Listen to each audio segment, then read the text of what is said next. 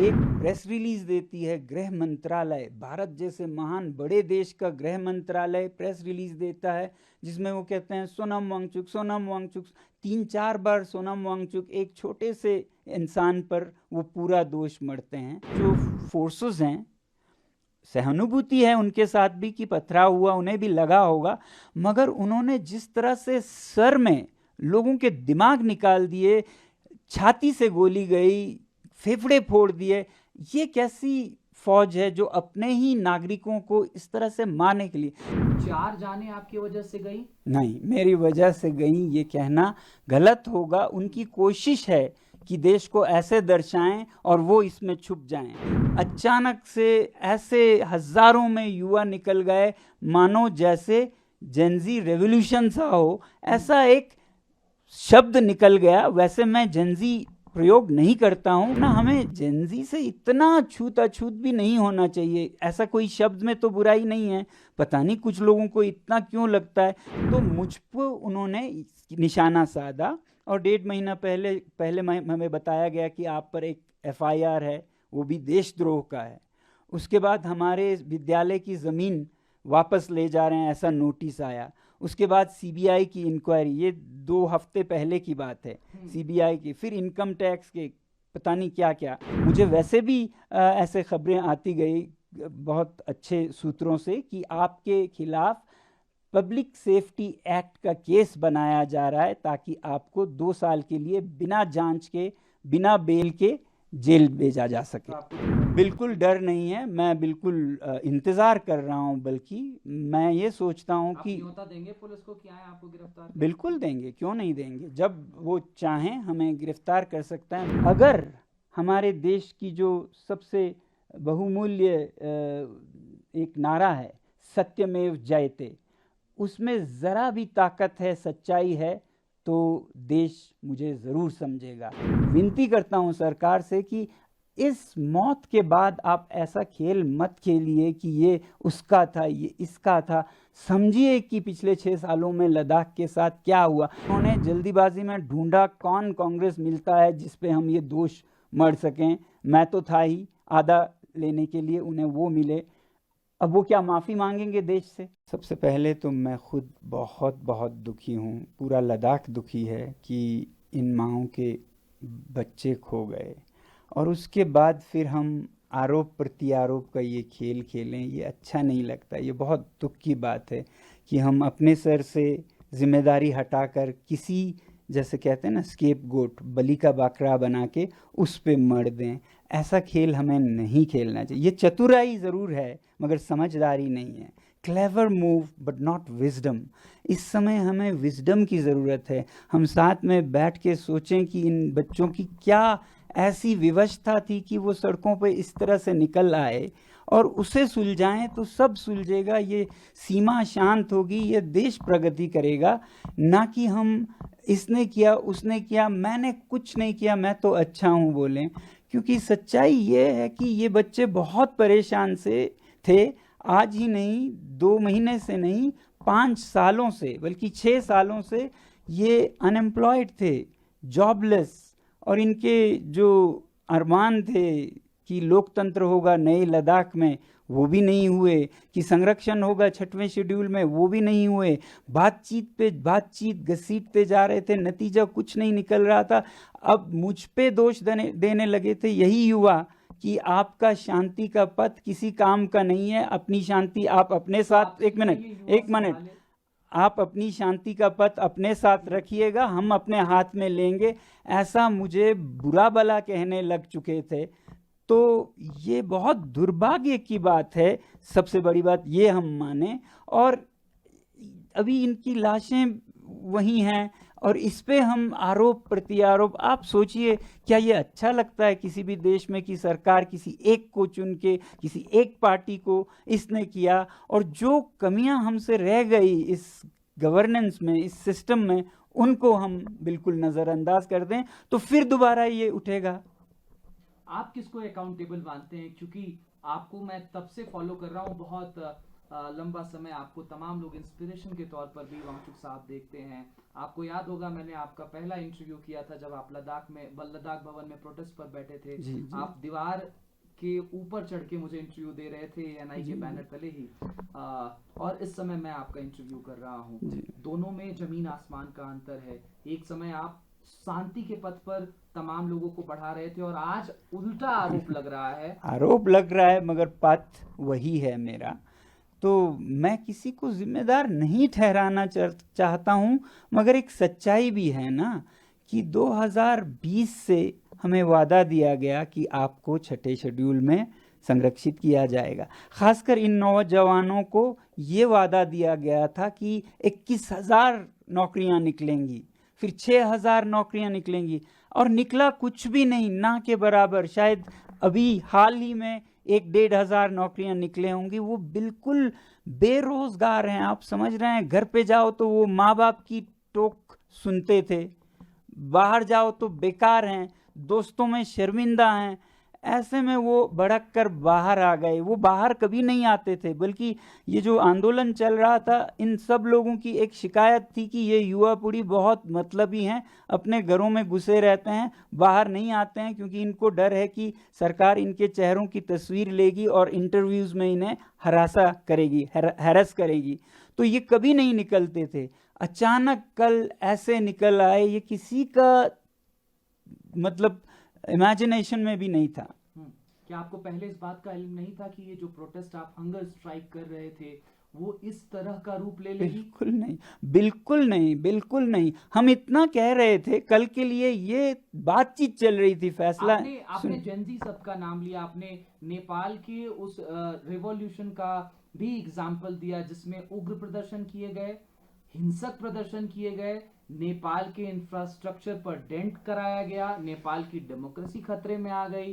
तमाम आरोप और उस तरीके की बात को आप इंडोर्स करते हुए दिखाई दे रहे। नहीं, ऐसा मत कहिए। इंडोर्स करते, जब ये हो चुका था, पहली बात तो कुछ लोग कहते हैं कि आपने ऐसा कह के इंसाइट किया।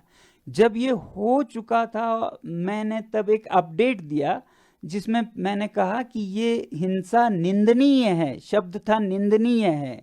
मैं बहुत दुखी हूँ इससे। आप हमारा समर्थन नहीं बल्कि हमारी बदनामी कर रहे हैं। और फिर मैंने कहा कि ये अचानक से बिना किसी पहले के उसके अचानक से ऐसे हजारों में युवा निकल गए, मानो जैसे जेनजी रेवोल्यूशन सा हो। ऐसा एक शब्द निकल गया। वैसे मैं जेनजी प्रयोग नहीं करता हूं, अब ये बच्चे खुद को करते हैं तो इसलिए शायद मेरे मुंह से निकला, वरना हमें जेनजी से इतना छूत-अछूत भी नहीं होना चाहिए। ऐसा कोई शब्द में तो बुराई नहीं है, पता नहीं कुछ लोगों को इतना क्यों लगता है। मैं भी यूज नहीं करता हूं, मगर कल ये मैंने सिर्फ इसका वर्णन करते हुए कहा, ऐसा एक हालात हो गया लद्दाख में जिससे हम सब दुखी हैं। ये होने के बाद का अपडेट है, आप जाके देख सकते हैं। आपने कभी ऐसा लद्दाख देखा था? नहीं भी नहीं कहूँगा। जब हम जम्मू कश्मीर में थे तो यूटी का मांग करते हुए ऐसा ही एक हिंसक आंदोलन हुआ था 89 में, 89 में, मगर इस हद का नहीं था। ये बहुत ही अजीब अंदाज का, यहाँ कोई नहीं रोक पा रहा था। आपको पता है, आज हमारे जो एपेक्स बॉडी है लद्दाख की, उसका यूथ विंग, उनके लीडर्स को धरपकड़ कर रही है सरकार, घरों से जाके उनको पकड़ रहे हैं। सच्चाई ये है कि वो बेचारे जाकर गाड़ियों से, लाउड स्पीकर से उनको मनाने की कोशिश कर रहे थे कि आप ये मत कीजिए, हमारा काम ये नहीं है, मगर उन पे ही पथराव होने का डर था। ऐसे ही हमारे वरिष्ठ नेता थुप्तन जी और सेरिंग जी भी वहां गए मैदान में उनको रोकने के लिए। कोई किसी की सुन ही नहीं रहा था। पागलपन सा, भूत सा सवार था उन पे। तो वांगचुक साहब, किसी को गिरफ्तार ना किया जाए, किसी को अकाउंटेबल ना बनाया जाए, किसी के ऊपर अकाउंटेबिलिटी फिक्स ना किए जाए, कहा जाए कि ये सरकार की गलती है? नहीं, ऐसा तो नहीं। हिंसा को तो हम कभी भी सही नहीं ठहरा सकते हैं। कानून को अपना रास्ता लेना चाहिए, कोर्स लॉ जो कहते हैं। तो जो गलत हैं उन्हें सज़ा होनी चाहिए, मगर साथ ही साथ मैं कहूँगा जो फोर्सेस हैं सहानुभूति है उनके साथ भी कि पथराव हुआ, उन्हें भी लगा होगा, मगर उन्होंने जिस तरह से सर में लोगों के दिमाग निकाल दिए, छाती से गोली गई, फेफड़े फोड़ दिए, ये कैसी फौज है जो अपने ही नागरिकों को इस तरह से मारने के लिए। हाँ, साधारणतः ऐसे रायट्स में आप पैरों पे गोलियां मारते हैं, और जब कभी बिल्कुल खतरा बढ़ जाए, आपकी जान पे आ जाए, तो शूटिंग ऑर्डर्स लेते हैं, तब करते हैं आप। जब आपकी जान पे आए तो आप शूट करेंगे। यहाँ तो किसी भी सैनिक दस्ते का, अर्धसैनिक दस्ते का कोई हताहत नहीं हुए, और इस तरफ से 4 और शायद 2-3 और जाएं, तो आप समझ सकते हैं कि इसमें गलत, आउट ऑफ प्रोपोर्शन फोर्स का यूज किया गया। इतना भारी, जैसे दुश्मन को आप जंग में मार रहे हैं, ऐसे अपने नागरिकों को मारना एक अच्छी सरकार की निशानी नहीं है। Wangchuk sahab, you are now saying that आपको स्केप गोट की तरह इस्तेमाल किया जा रहा है। अब आपकी एनजीओ की सीबीआई प्रोब भी स्टार्ट कर दी गई है। एलिगेशंस हैं कि फॉरेन फंडिंग मिली जो कि माल प्रैक्टिसेस के थ्रू आई। इस चीज को कैसे देख रहे हैं? और ठीक जिस तरीके से रिवॉल्यूशन हुआ कल, इतनी जाने गई, उसके ठीक बाद अगले दिन आपके खिलाफ सीबीआई जांच। जी नहीं, सीबीआई जांच अभी नहीं हुई। ठीक अगले दिन एक प्रेस रिलीज देती है गृह मंत्रालय, भारत जैसे महान बड़े देश का गृह मंत्रालय प्रेस रिलीज देता है, जिसमें वो कहते हैं सोनम वांगचुक, सोनम वांगचुक। 3-4 बार सोनम वांगचुक, एक छोटे से इंसान पर वो पूरा दोष मढ़ते हैं। तो ये एक कड़ी का हिस्सा है, ये भी कल का वाला भी एक कड़ी का हिस्सा है। ये कोई 1.5 महीना पहले शुरू हुआ, जबकि लद्दाख के जो चुनाव हैं वो 2 महीने में आने वाले थे। ये वही चुनाव है जिसमें लोग मांग कर रहे हैं कि पिछले चुनाव का वादा पूरा कीजिए अगले में जाने से पहले। पिछले चुनाव का वादा था कि आपको 6वें शेड्यूल में लाएंगे, तो अब लोग मांग कर रहे थे इसे पूरा किए बिना हम आपको नहीं जाने देंगे। उनमें से बड़ी आवाज़ मेरी थी, तो मुझ पर उन्होंने निशाना साधा, और 1.5 महीना पहले हमें बताया गया कि आप पर एक FIR है, वो भी देशद्रोह का है। उसके बाद हमारे विद्यालय की ज़मीन वापस ले जा रहे हैं, ऐसा नोटिस आया। उसके बाद सीबीआई की इंक्वायरी, ये 2 हफ्ते पहले की बात है, सीबीआई की, फिर इनकम टैक्स के, पता नहीं क्या क्या। तो सीबीआई के नोटिस में ये लिखा है कि 2022 से 24 में आपकी संस्था ने विदेशी मुद्रा ग्रहण किया, जबकि आपके पास अनुमति नहीं है, FCRA नहीं है। हमने FCRA नहीं लिया क्योंकि हमारा इरादा नहीं है विदेशों से हम भीख मांगे, ठीक है। मगर 2000, लेकिन आपने पैसे तो लिए। हाँ, अब देखिए वो क्या पैसा है। ये किसी भी यूनिवर्सिटी का सपना होगा, और जो ये यूनिवर्सिटी करने में काबिल होगी उसे पुरस्कार दिया जाएगा कि उसका ज्ञान यानी कि भारत का ज्ञान विदेशों में निर्यात हो। तो हमारे जो पैसिव सोलर हीटेड बिल्डिंग्स है जो हमने लोगों के लिए, इंडियन आर्मी के लिए बनाए, वो अफगानिस्तान में ले जाना चाहते थे संयुक्त राष्ट्र संघ, यूनाइटेड नेशंस, और उन्होंने इसके लिए हमें फीस अदा की। उसी तरह हमारे आर्टिफिशियल ग्लेशियर्स को स्विट्ज़रलैंड की एक यूनिवर्सिटी और इटली के एक संस्था चाहते थे कि ये प्रोजेक्ट्स में प्रयोग किया जाए। उसके लिए हमें ज्ञान की दक्षिणा, फीस अदा की। वो फीस बाज़ाब्ता टैक्स के साथ है।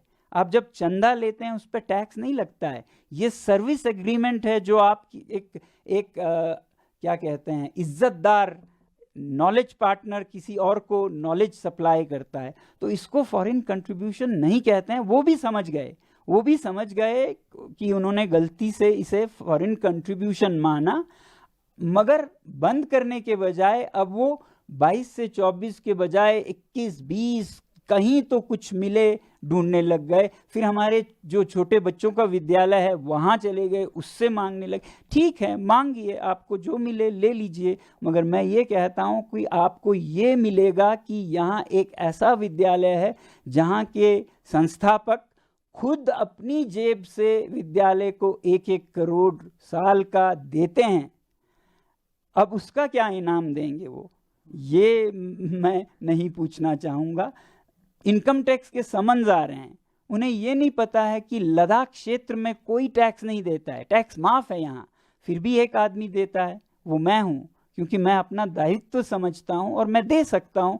तो बिना ज़रूरत के टैक्स देता हूँ। कितने लोग हैं भारत में जो बिना मांगे टैक्स देते हो, उस पर इनकम टैक्स के समन मानो ये कह रहे हैं कि आपने क्यों टैक्स दिया। तो ये विच हंटिंग का एक बदकिस्मती से कहना पड़ रहा है, एक कड़ी सा चला, जिसका आखिरी कड़ी था कल जब हिंसा के बाद पूरा का पूरा दोष सोनम वांगचुक पे डाला। मुझे वैसे भी ऐसे खबरें आती गई बहुत अच्छे सूत्रों से कि आपके खिलाफ पब्लिक सेफ्टी एक्ट का केस बनाया जा रहा है ताकि आपको 2 साल के लिए बिना जांच के, बिना बेल के जेल भेजा जा सके। तो आपको डर है कि अब आपकी गिरफ्तारी? बिल्कुल डर नहीं है, मैं बिल्कुल इंतज़ार कर रहा हूं। बल्कि मैं ये सोचता हूं आप कि न्योता देंगे पुलिस को कि आए आपको गिरफ्तार करें? बिल्कुल देंगे, क्यों नहीं देंगे। जब वो चाहें हमें गिरफ्तार कर सकता है। मैं सोचता हूं कि मेरे जेल में होना देश को ज़्यादा जगाएगा मेरे बाहर होने से, क्योंकि देश नज़ारा देखेगा। जो आदमी देश विदेश से भारत के लिए मैग्सेसे से लेके रोलेक्स अवार्ड से लेके 30 पुरस्कार लाता है, 8 तो यूनिवर्सिटीज़ के ऑनररी डॉक्टरेट्स लाता है, देश का नाम ऊंचा करता है, यहाँ के ज्ञान को निर्यात करता है, और चीन जैसे देशों के खिलाफ बायकॉट चाइनीज़ प्रोडक्ट्स का मुहिम चलाता है, जो आगे ले जाके सरकार भी उसे आगे बढ़ाती है। उसी आदमी को हम आज ऐसे दोषों में जेल डाल रहे हैं। ये नज़ारा जब वो देखेंगे तब वो समझेंगे कि आज देश कैसे चल रहा है। तो इसलिए मैं सोचता हूँ मेरी देश सेवा की यही एक आखिरी कड़ी रह गई है। वांगचुक साहब, क्या पहले जैसे सोनम वांगचुक बनकर के अब उन तमाम युवाओं के बीच में, लद्दाख वासियों के बीच में, भारतवासियों के बीच में, हमने देखा है आप क्लाइमेट चेंज पर बात करते हैं, आप ग्लोबल वार्मिंग पर बात करते हैं, बड़ी संख्या में युवा आपको फॉलो करते हैं। जब आप विदेशों में जाते हैं, आप एक पोस्ट करते हैं, उस पर मिलियंस लाइक होती हैं। तो you are an youth inspiration sir. लेकिन क्या आपको लगता है कि अब वो क्रेडिबिलिटी उस सोनम वांगचुक की रह जाएगी, क्योंकि 4 जाने आपकी वजह से गई? नहीं, मेरी वजह से गई ये कहना गलत होगा। उनकी कोशिश है कि देश को ऐसे दर्शाएं और वो इसमें छुप जाएं। ये कोशिश है। देश के लोग इतने बेवकूफ़ नहीं हैं। आप समझ सकते हैं कि देश के लोग इतने नहीं हैं कि जो उनको खिलाया जाए वो पी जाएं, खा जाएं। देश ज़रूर समझेगा कि सच्चाई क्या है। क्या पुराने वाले सोनम वांगचुक की तरह, जैसे आप दिल्ली में बैठ जाते थे प्रोटेस्ट करने, आप तमाम जगहों से वो इंफॉर्मेटिव चीज़ें डालते थे, आप हंगर स्ट्राइक पर बैठ जाते थे, क्या आपको लगता है कि अब उसी तरीके से लद्दाख वासी, देशवासी आप पर भरोसा करेंगे उस पुराने वांगचुक की तौर पर? देखिए, लद्दाख वासी तो और भी 10 गुना करेंगे, क्योंकि उन्हें सच पहले से ही पता है। देशवासियों को जैसे जैसे पता चलेगा वो भरोसा करेंगे, उससे भी ज़्यादा पहले से भी, क्योंकि अब तो ये 75 कठिन परीक्षणों से परखा हुआ सोना है। कल तक तो ये सोना है बोलते थे, मान लेते थे। अब उन्हें दिखेगा कि ये सोना कहीं गलता नहीं, पिघलता नहीं, बर्फ़ में हो चाहे आग में हो, ये खड़ा रहता है। अगर हमारे देश की जो सबसे बहुमूल्य एक नारा है, सत्यमेव जयते, उसमें ज़रा भी ताकत है, सच्चाई है, तो देश मुझे ज़रूर समझेगा। अगर सत्यमेव जयते अभी भी जिंदा है तो। वांगचुक साहब, मेरा ये अंतिम सवाल रहेगा कि अब आप क्या उसी बुलंदी के तौर पर लद्दाख के पूर्ण राज्य की मांग हो, 6th स्केड्यूल की मांग हो, उसको आगे बढ़ाएंगे? क्योंकि अब हमने देखा कि इस प्रोटेस्ट को उस तरीके से लोग नहीं देख पाएंगे। तो क्या अब कल से उसी तौर पर आप लग जाएंगे, क्योंकि आपने तो हंगर स्ट्राइक भी खत्म कर दी, अब आप पर तमाम आरोप हैं, तो क्या उसी मोटिवेशन के साथ, उसी ऑप्टिमिस्टिक एटीट्यूड के साथ आप वो सारी मांगे लद्दाख के लिए कल से रखेंगे? पहली बात, अगर हमने आप रखेंगे एएनआई पर? जी, अगर हमने अनशन बंद किया वो देश हित में, लोगों के हित में किया, कि अगर इतना उपद्रव हो रहा है तो ऐसे में हम अनशन ही हटा देंगे, क्योंकि इस उपद्रव के पीछे युवा का डर था कि ये अनशन वालों को कुछ हो ना जाए, इसलिए वो भड़क गए थे कि 14वें दिन पे 2 लोग अस्पताल चले गए, ले जाना पड़ा गंभीर स्थिति में। तो ये डर था, तो हमने कहा कि ये अनशन ही हम हटाएंगे, आप कृपया ऐसा मत कीजिए। ये मेरा एक योगदान था कि शांति कैसे जल्दी से जल्दी लाएं। ठीक है, आगे जाने की बात है। लद्दाख के लोग तो जैसा मैंने आपको कहा सब समझते हैं। और लोगों को भी समझ आएगी। हाँ, हम वैसे ही कहेंगे कि जो वादे थे आप पूरा कीजिए, वही एक तरीका है लद्दाख के युवाओं के मन को शांति देने का और जिनकी मृत्यु हुई उनके आत्मा को शांति देने का, कि आखिर आप समझे हमारे दर्द को। अभी भी आप अगर उस दर्द को न समझी करके कालीन के नीचे दबाएं और औरों पे दोष साधते रहें, तो न उनकी आत्मा को शांति मिलेगी, न इनके गुस्से ठंडा होगा, तो ये और भड़केगा। तो ऐसा न करें। मैं कृपया विनती करता हूं सरकार से कि इस मौत के बाद आप ऐसा खेल मत खेलिए कि ये उसका था, ये इसका था। समझिए कि पिछले 6 सालों में लद्दाख के साथ क्या हुआ। देश मतलब बुद्धू नहीं है ना, देश ने देखा है। सोनम वांगचुक हमेशा अनशन के पथ पर, पदयात्रा के पथ पर शांति के साथ ही चला, कभी उससे डगमगाया नहीं। अब आज अगर हालत हद से निकल गए तो फिर वो हालात की बात है कि युवा ने हमें रिजेक्ट कर दिया। हमें खुद दुख है कि आज हम फेल हुए, हमारा जो पाथ था उसको उन्होंने रिजेक्ट किया और वायलेंस पे चले गए। हमें तो दुगना दुख है। एक तो जो हुआ, एक छोटा सा जी मैं सवाल जोड़ना चाहूंगा, क्या कांग्रेस पार्टी से भी आपकी इस बीच कोई बातचीत हुई थी? क्योंकि हिंसा के तुरंत बाद भारतीय जनता पार्टी की तरफ से एक बयान निकल करके आया कि कांग्रेस पार्टी के कुछ लोग इस कहीं ना कहीं हिंसा को बढ़ाने में दिखाई दिए। बीजेपी दफ्तर में घुसने वाले व्यक्ति का नाम जो है वो एक कांग्रेस नेता के तौर पर सामने आया। पहले ये बताऊं, कुछ ही हफ्ते पहले कांग्रेस पार्टी को हमारे एपेक्स बॉडी से निकाल दिया गया था ताकि ये अपॉलिटिकल रह सके। तो आप समझ सकते हैं कि कांग्रेस से कोई लेना देना नहीं है इस आंदोलन का। उन्हें तो आंदोलन से हटने को कहा जब तक इलेक्शंस खत्म ना हो, वरना उनकी भी जगह है उसमें। अब दूसरी बात, जिस तरह से इस उपद्रव के होने के बाद ही बीजेपी ये इल्ज़ाम लगा रही थी, एक फ़ोटो दिखाकर जो संवाददाता उनके बता रहे थे कि देखिए ये सेपक हैं, ये काउंसलर हैं नॉर्दर्न या अपर ले के वार्ड के। अब आपको कैसा लगेगा अगर मैं ये बताऊं कि वो तस्वीर जो वो दिखा रहे थे वो गलत था। वो किसी और के तस्वीर को लेके जल्दीबाजी में उसे कांग्रेस का काउंसलर लेके सबको, देश को दिखा रहे थे, और सच में ये कोई और था, उनके कोई दूर के रिश्तेदार थे। और उनको और उनके इस परिवार को आज पुलिस हिरासत कर रही है, हैरेस कर रही है, मारपीट कर रहे हैं। ये इस तरह से ये नहीं थमेगा और भड़केगा। युवाओं को आप धरपकड़ करें इतने हंगामे के बाद, ऐसे बेचारे कांग्रेस के काउंसलर के नाम पे आप किसी और को सता रहे हैं। वो कोई और था जो मास्क में था, दिखता वो वैसा ही था, तो उन्होंने जल्दीबाजी में ढूंढा कौन कांग्रेस मिलता है जिस पे हम ये दोष मढ़ सकें। मैं तो था ही आधा लेने के लिए, उन्हें वो मिले। अब वो क्या माफ़ी मांगेंगे देश से? क्या वो माफ़ी मांगेंगे देश से अगर वो सच में एक सच्चे प्रवक्ता हैं बीजेपी के? मैं ये उनसे पूछना चाहूँगा। आप चाहते हैं कि वो माफ़ी मांगे? अगर उन्होंने गलती की, किसी दूसरे को उन्होंने कांग्रेस का बताकर बदनाम करना चाहा, तो उन्हें मांगनी चाहिए। बहुत शुक्रिया वांगचुक साहब। हम इस दुख की घड़ी में पूरे लद्दाख वासियों के साथ खड़े हैं। हम आशा करते हैं कि लद्दाख उसी तरीके से सफ़ेद दिखाई देगा जैसे पहले दिखाई देता था, शांति के स्वरूप में। बहुत शुक्रिया ENI के साथ जुड़ने के लिए। बहुत बहुत धन्यवाद आपका भी हमारे संदेश को देश तक पहुंचाने के लिए। जय हिंद।